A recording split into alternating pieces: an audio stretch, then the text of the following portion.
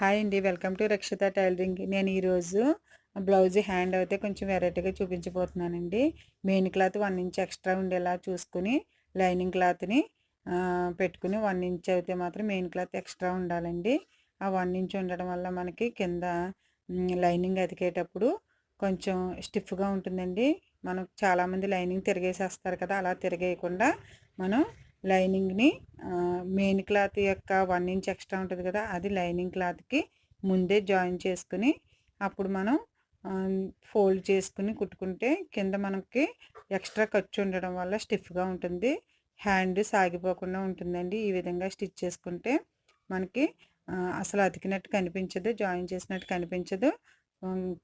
Hand కింద అయితే మనకి స్టిఫ్గా ఉంటుంది. ఈ విధంగా కుట్టుకోవడం వల్ల హ్యాండ్ చాలా బాగుంటుందండి. Thank you friends. ఈ వీడియో కనుక నచ్చినట్లయితే లైక్ చేయండి.